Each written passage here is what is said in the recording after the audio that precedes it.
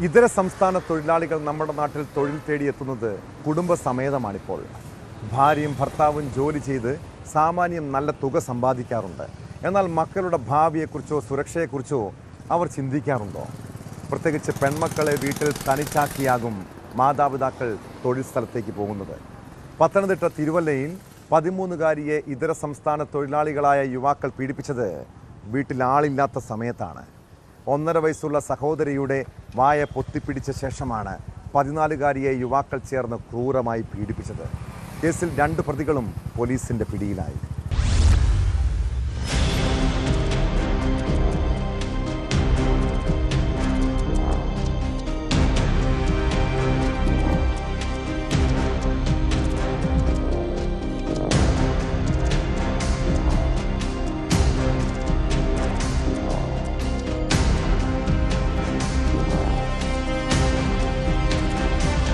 ഇന്നലെ ഉച്ചയ്ക്കാണ് തിരുവല്ലയിൽ ഇതര സംസ്ഥാന തൊഴിലാളികൾ താമസിക്കുന്ന ക്യാമ്പിൽ വെച്ച് 14കാരിയെ ഇതര സംസ്ഥാന തൊഴിലാളികളായ പ്രതികൾ പീഡനത്തിനിരയാക്കിയത്.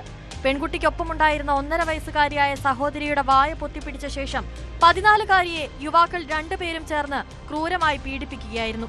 പെൺകുട്ടിയുടെ മാതാപിതാക്കൾ ജോലിക്ക് പോയ സമയം നോക്കിയാണ് പ്രതികൾ ക്യാമ്പിലെത്തി ആസൂത്രിതമായി പീഡനം നടത്തിയത്. സംഭവം പുറത്തറിഞ്ഞതോടെ നാട്ടുകാരാണ് പ്രതികളെ പിടികൂടി പോലീസിലേൽപ്പിച്ചത്.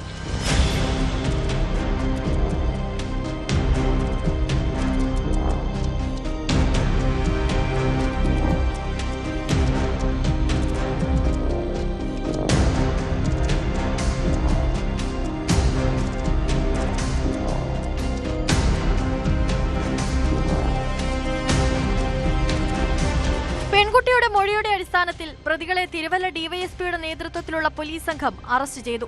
പീഡനത്തിനിരയായ പെൺകുട്ടി ഇതര സംസ്ഥാന തൊഴിലാളികളുടെ മകളാണ്. പ്രതികൾ 2 പേരും ബംഗാൾ സ്വദേശികളാണ്.